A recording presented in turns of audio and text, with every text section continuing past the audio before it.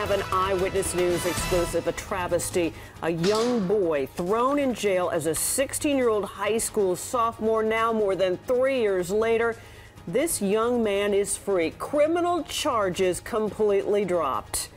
And good evening again at 5:30. I'm Diana Williams. And I'm Sade Benoit. It is an outrageous case of justice derailed. How could it take 3 years for prosecutors in the Bronx DA's office to figure out they didn't have a case while a teenager sat in jail on Rikers? Investigative reporter Sarah Wallace joining us now with her exclusive story. Sarah? Well, Diana and Sade, the Bronx DA's office is refusing to say anything about this case, using the excuse that Kalief Browder has now filed a civil rights lawsuit. He was a teenage kid walking home from a party, literally snatched off the street and charged with robbery. It was a weak case from the very beginning.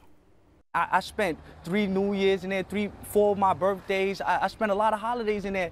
20-year-old Kalief Browder may be physically free, but mentally he is still trapped behind bars on Rikers, where every day was a battle to survive. It's very hard when you're dealing with these dudes that's wild, tall, and they're big, you know what I'm saying? And they got weapons and shanks, and then they're in gangs. And if you don't give your phone call up or you don't give him what he wants, you know they're gonna jump you because he got about 15 other gang members. It's very scary. In May of 2010, he was a 16-year-old 10th grader walking home on Arthur Avenue in the Bronx after a party. The guy comes out of nowhere and says I robbed him. And the next thing you know, they put in the cuffs, man. I don't even know this dude. And then I do 3 years, over 3 years, for something I didn't even do. Browder's family couldn't make the $10,000 bail on the robbery charges, and he had a legal aid attorney. Browder is now represented by a civil rights law firm. What was bad about this case? Pretty much everything.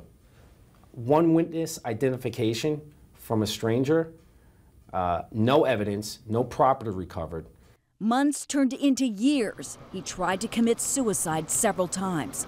It was just all boiling in my head to the point where I had to just grab my head, like I can't take it. He missed his sister's wedding, the birth of his nephew, and so many family events. In January, Browder says he was offered a plea deal after 33 months in jail. He refused. And the judge, she was trying to give me time serving. I wasn't taking it, and she told me if I lose trial, I could get 15 years. Just take the time serving. You go home today if you say you did it. I didn't do it. I'm not saying I did that. He went back to jail. In June, he was suddenly freed with no explanation. No apology, no nothing. They just said, "Oh, case dismissed. Don't worry about nothing." Like, what do you mean don't worry about nothing? I just took over 3 years of my life. He's now trying to make up for those 3 high school years he lost, taking courses to get his GED. I didn't get to go to prom, graduation, nothing. Those are the main years. I'm never going to get those years back. Never. Never. Browder is trying to move forward. He expects to get his GED by the end of the year and is desperately trying to find a job. Any job.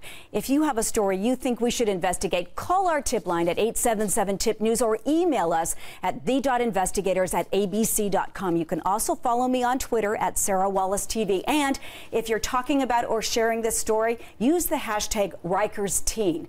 We would like to hear your thoughts. Well, first of all, I hope somebody hires him, but it just makes me so angry to hear about this case, and I hope you stay strong. He went through so much. Yeah, I know. It's absolutely heartbreaking. We do need to follow up on and this. you know what? He's not alone. That maybe not this long, but there are other cases where the system is just delayed and derailed. And it's not right. It's not right at all. Thank you, Sarah. Thanks, Sarah.